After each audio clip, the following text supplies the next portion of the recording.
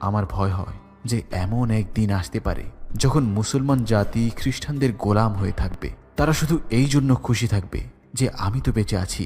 এক মুহূর্ত থেমে গিয়ে তিনি পুনরায় বললেন, তোমরা কি জানো ফিলিস্তিনে আমার মুসলমান ভাই বোনেরা কত নির্মম নির্যাতনের শিকার হচ্ছে? পুরুষদের গোলাম বানিয়ে রাখা হয়েছে আর মুসলমান নারীদের ইজ্জত প্রতিদিন বাজারে নিলাম হচ্ছে।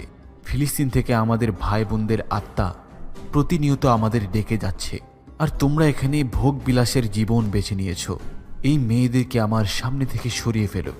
এমন যেন না হয় যে এদের রূপে পাগল হয়ে আমার তরবারি বেকার হয়ে যায় আর বাইতুল মাকদিস মুক্ত করার বদলে মিশর থেকেই ইসলামের আলো নিভে যায়। সেদিন সালাউদ্দিন আইয়ুবী এক ঐতিহাসিক ভাষণ দেন। তার কথা শুনে সেখানে উপস্থিত সকল উজির, আমলা এবং কমান্ডার সহ বড় বড় ব্যক্তিরা বুঝে যায় এই যুবক গভর্নর থাকা অবস্থায় তারা ভোগ